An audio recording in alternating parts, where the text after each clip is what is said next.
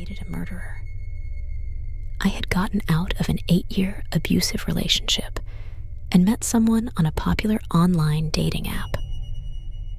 To be honest, I wasn't looking for anything serious, just someone to go watch a movie or have a drink with every now and then. I had 2 boys and was happy and living a peaceful life on my own after going through hell. So I meet this guy who is just a couple years older than me, and he had turned his life around.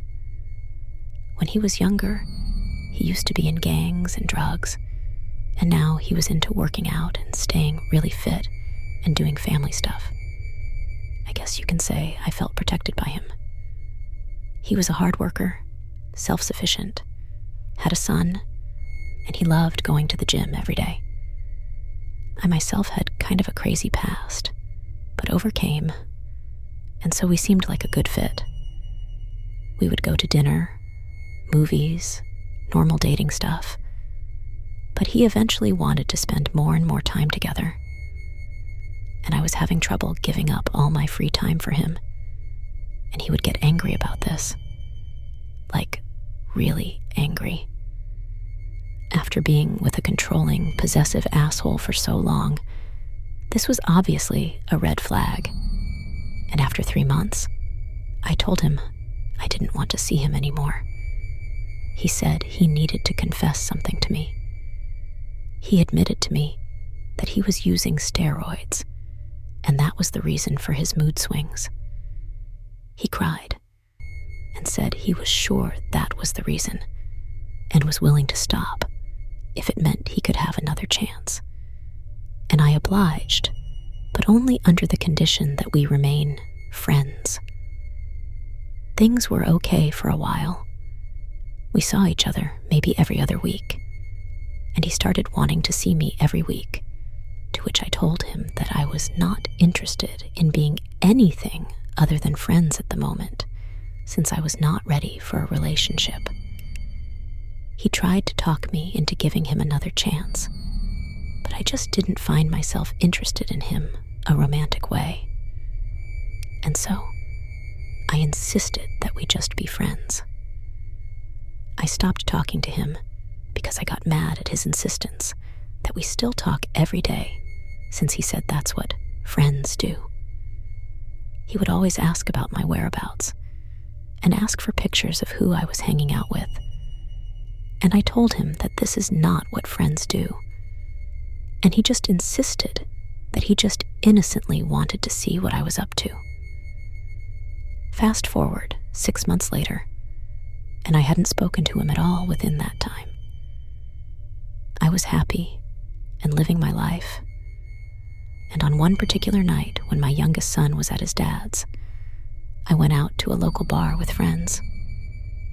My oldest son, who was 13 at the time, was home alone, so I left a little early to make it home around 10 p.m. I lay down in bed and go to sleep. So, a little info on my living situation. I had been living in my condo for almost a year now, and we lived in a great, safe community. And I would leave my patio sliding glass door open, screen closed, to get a breeze in at night. No biggie. My bedroom was close to the patio, and my son would sleep in the loft that was closest to the front door. I'm dead asleep when I suddenly feel someone slowly sit on my bed. I'm laying in bed, wondering why my son would come sit on my bed so slowly. He wouldn't. I turn around, and it's not him. It's Mario, not his real name, laying down in bed next to me. I sit up and ask him how he got in. He's not answering me. He says, "I needed to talk to you." I said, "Okay, when you need to talk to someone, you don't sneak into someone's room. You call them. You leave a note for them. Literally anything but this." I'm thinking, I'm gonna kill my kid for letting him in. He said, "I didn't have your number anymore. I needed to talk to you before it's too late." I didn't even entertain the "before it's too late" bit because I was livid. But something told me to keep my cool. I sit up and say, "Look, I really want to talk to you too, but not like this. Please, just leave, and I promise we will talk tomorrow. Call me tomorrow." He gets up and walks over to my side of the bed and starts rubbing my shoulders and is slowly making his way to my neck.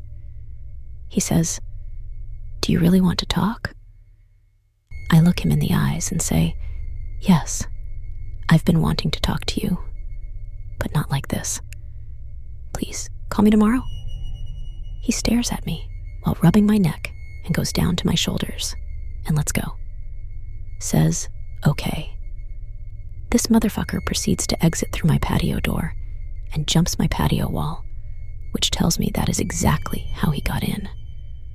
I freak the fuck out, check on my kid.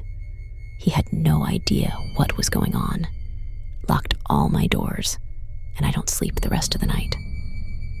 The next day, I text him, and I tell him that if I ever see him near me or in my complex, I will call the police and to never contact me again.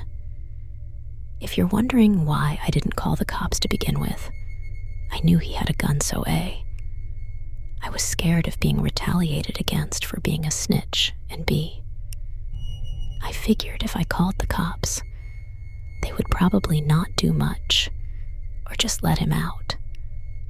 And I was afraid of what he would do after the fact.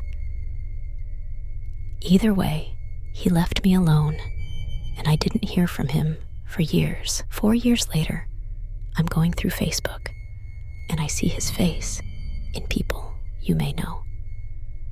I click on the picture and notice that it looks like a jail picture. You know, those pictures where the guy is clearly in a jail cell. I scroll down the page, and his most recent post is him posting his address for his family members to write to. A prison address. So I Google his name, and sure enough, articles after articles, all with the same headline: "Man arrested on suspicion of killing girlfriend." About 2 years after him and I dated, he shot and killed the girl he was dating. That could have been me.